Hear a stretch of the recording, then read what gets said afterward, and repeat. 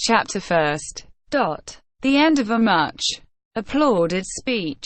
The presentation of Dr. Samuel Ferguson. Excelsior. Full-length portrait of the Doctor. A fatalist. Convinced. A dinner at the Travellers Club. Several toasts for the occasion. There was a large audience assembled on the 14th of January, 1862, at the session of the Royal Geographical Society. No. 3 Waterloo Place, London. The President, Sir Francis M., made an important communication to his colleagues, in an address that was frequently interrupted by applause. This rare specimen of eloquence terminated with their following sonorous phrases bubbling over with patriotism. England has always marched at the head of nations. For, the reader will observe, the nations always march at the head of each other by the intrepidity of her explorers in the line of geographical discovery. General assent. Dr. Samuel Ferguson, one of her most glorious sons, will not reflect discredit on his origin. No, indeed, from all parts of the hall. This attempt, should it succeed, it will succeed, will complete and link together the notions, as yet disjointed, which the world entertains of African cartology. Vehement applause. And, should it fail, it will, at least, remain on record as one of the most daring conceptions of human genius. Tremendous cheering. Huzza! Huzza! Shouted the immense audience, completely electrified by these inspiring words. Huzza for the intrepid Ferguson! Cried one of the most excitable of the enthusiastic crowd. The wildest cheering resounded on all sides. The name of Ferguson was in every mouth, and we may safely believe that it lost nothing in passing through English throats. Indeed, the hall fairly shook with it, and there were present, also, those fearless travellers and explorers whose energetic temperaments had borne them through every quarter of the globe, many of them, grown old and worn out in the service of science. All had, in some degree, physically or morally, undergone their sorest trials. They had escaped shipwreck, conflagration, Indian tomahawks and war clubs, the faggot and their stake, nay, even the cannibal Moors of the South Sea Islanders. But still their hearts beat high during Sir Francis M.'s address, which certainly was the finest oratorical success that the Royal Geographical Society of London had yet achieved. But, in England, enthusiasm does not stop short with mere words. It strikes off money faster than the dies of the Royal Mint itself. So a subscription to encourage drive. Ferguson was voted there and then, and it at once attained the handsome amount of £2,500. The sum was made commensurate with the importance of the enterprise. A member of the society then inquired of the president where the drive. Ferguson was not to be officially introduced. "The doctor is at the disposition of the meeting," replied Sir Francis. "Let him come in." "Then, bring him in," shouted the audience. "We'd like to see a man of such extraordinary daring, face to face. Perhaps this incredible proposition of his is only intended to mystify us," growled an apoplectic old admiral. "Suppose that there should turn out to be no such person as Dr. Ferguson," exclaimed another voice, with a malicious twang. "Why, then, we'd have to invent one," replied a facetious member of this grave society.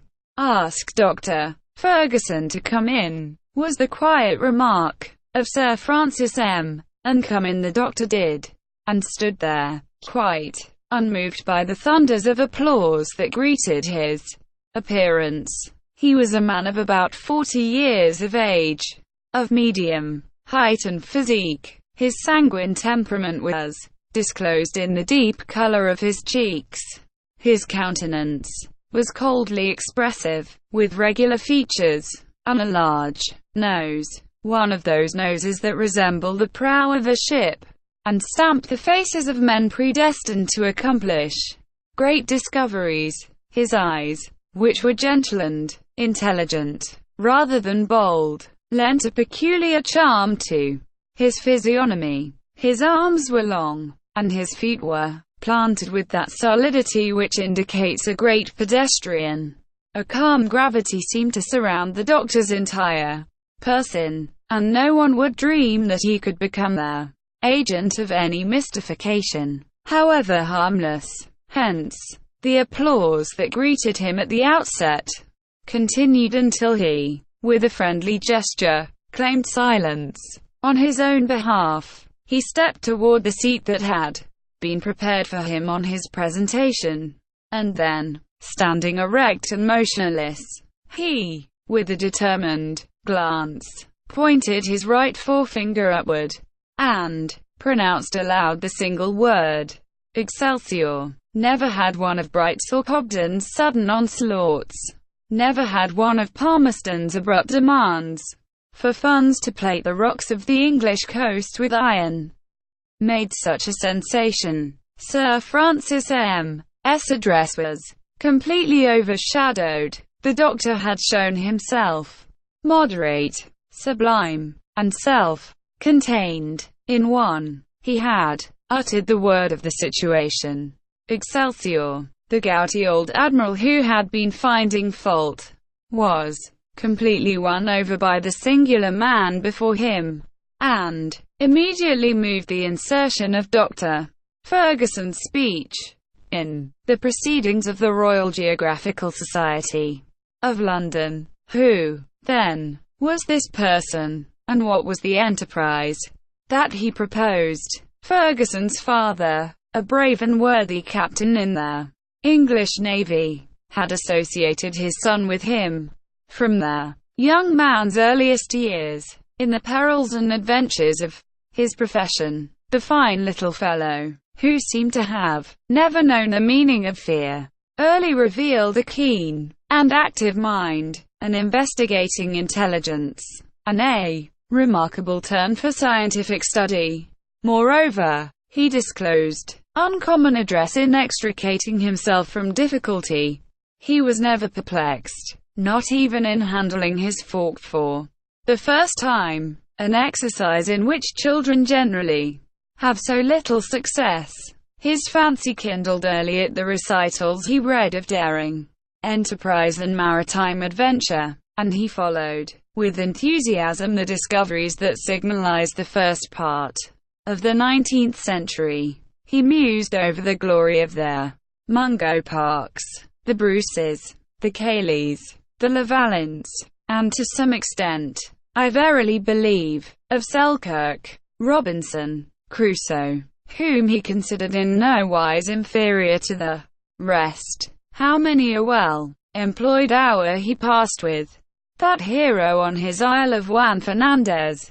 Often he criticized the ideas of the shipwrecked sailor, and sometimes discussed his plans and projects. He would have done differently in such and such a case, or quite as well at least. Of that he felt assured, but of one thing he was satisfied, that he never should have left that pleasant island, where he was as happy as a king without subjects. No, not if the inducement held out had been promotion to the first lordship in the Admiralty. It may readily be conjectured whether these tendencies were developed during a youth of adventure, spent in every nook and corner of the globe.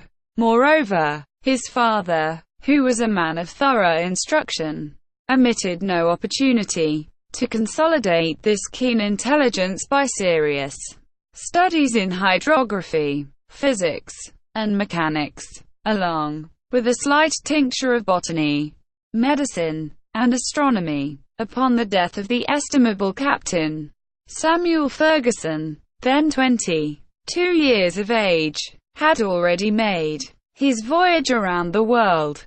He had enlisted in the Bengalese Corps of Engineers, and distinguished himself in several affairs. But this soldier's life had not exactly suited him, caring but little for command. He had not been fond of obeying. He, therefore, sent in his resignation, and half botanizing, half playing the hunter, he made his way toward the north of the Indian peninsula, and crossed it from Calcutta to Surat. A mere amateur trip for him. From Surat we see him going over to Australia, and, in 1845, participating in Captain Sturt's expedition, which had been sent out to explore the new Caspian Sea, supposed to exist in the centre of New Holland.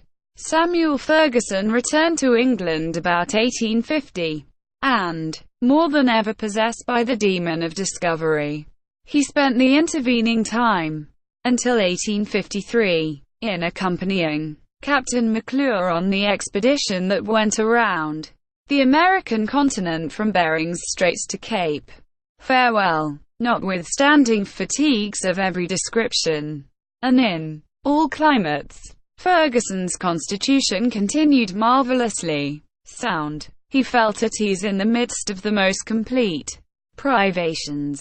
In fine, he was the very type of their thoroughly accomplished explorer whose stomach expands or contracts at will, whose limbs grow longer or shorter, according to the resting place that each stage of a journey may bring, who can fall asleep at any hour of the day or awake at any hour of the night. Nothing, then, was less surprising, after that, than to find our traveller, in the period from 1855 to 1857, visiting the whole region west of the Tibet, in company with their brothers Schlegel and Twite, and bringing back some curious ethnographic observations from that expedition. During these different journeys, Fergusson had been the most active and interesting correspondent of their Daily Telegraph, the penny newspaper whose circulation amounts to 140,000 copies, and yet scarcely suffices for its many legions of readers. Thus, the Doctor had become well known to the public, although he could not claim membership in either of the Royal Geographical Societies of London, Paris, Berlin, Vienna, or St. Petersburg, or yet with the Travellers' Club, or even the Royal Polytechnic Institute, where his friend the statistician Cockburn ruled in state. The latter savant had, one day, gone so far as to propose to him the following problem.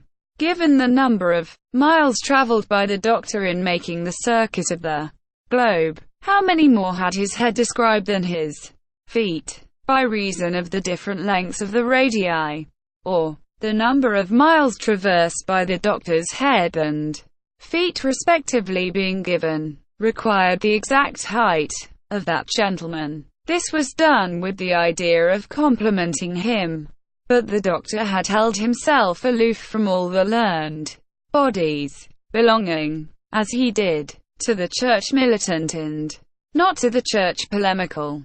He found his time better employed in seeking than in discussing, in discovering, rather than discoursing. There is a story told of an Englishman who came one day to Geneva, intending to visit the lake. He was placed in one of those odd vehicles in which the passengers sit side by side, as they do in an omnibus. Well, it so happened that the Englishman got a seat that left him with his back turned toward the lake. The vehicle completed its circular trip without his thinking to turn around once, and he went back to London delighted with the Lake of Geneva. Dr. Fergusson, however, had turned around to look about him on his journeyings, and turned to such good purpose that he had seen a great deal.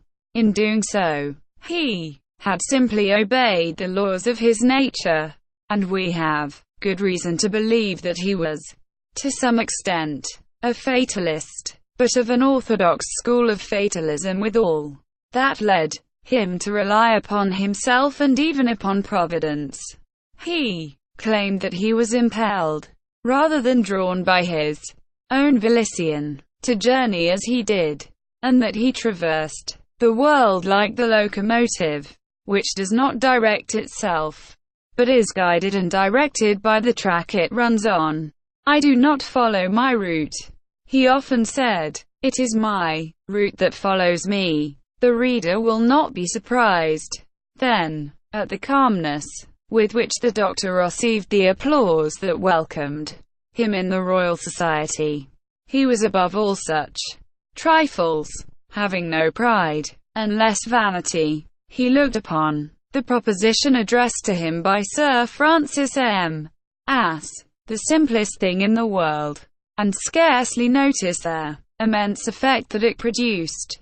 When the session closed, the Doctor was escorted to the rooms of the Travellers' Club in Pall Mall. A superb entertainment had been prepared there in his honor. The dimensions of the dishes served were made to correspond with the importance of the personage entertained, and the boiled sturgeon that figured at this magnificent repast was not an inch shorter than Drive Ferguson himself. Numerous toasts were offered and quaffed in the wines of France to the celebrated travellers who had made their names illustrious by their explorations of African territory. The guests drank to their health or to their memory, in alphabetical order, a good old English way of doing the thing. Among those remembered thus were Abadi, Adams, Adamson, Anderson, Ono, Bakey, Baldwin, Bath, Batuta, Becker, Beltram, Duberba, Bimbachi, Bolognese, Bolwick, Belzoni, Bonamain, Brisson, Brown, Bruce, Brune, Rowlett, Birchall, Burkhart, Burton, Kyland, Cayley, Campbell, Chapman, Clapperton, Clot, Bay, Colomew, Kerville, Cumming, Cuny, De Bono, Deccan, Denham, De Sarvenches, Dixon, Dixon, Dochard, Du Chaillu, Duncan, Durand, Durrell, Duvier, Descayrac, De Lautour, Erhart, Ferret, Fresnel, Gallinier, Galton, Geoffroy, Golbery, Hahn, Hum, Harnier, Heckort, Hughlin, Horniman, Horton, Imbert, Kaufman, Noblecher, Krapf, Kummer, Lafargue, Lang, Laffey, Lambert, Lamoral, Lampriere, John Lander, Richard, Lander, Lefebvre, Lejohn, Levaillant, Livingston, McCarthy, Magyar, Misen, Malzac, Moffat, Moline, Montero, Morrison, Mungo Park, Niemans, Overvague, Panet, Parterio, Pascal, Pierce, Peddy, Penny, Petherick, Ponce, Prax, Raffanel, Robb, Riebman, Richardson, Riley, Ritchie, Roche Dericourt, Romawi, Rocher, Ruppel, Saunier, Speak, Steidner, Thibault, Thompson, Thornton, Toole, Touseny, Trotter, Tuckey, Tyrrett, Flea, Vasier, Vincent, Vinco, Bogle, Wahlberg, Warrington, Washington, Wern, Wild, and last, but not least, Dr. Ferguson, who, by his incredible attempt, was to link together the achievements of all these explorers, and complete the series of African discovery.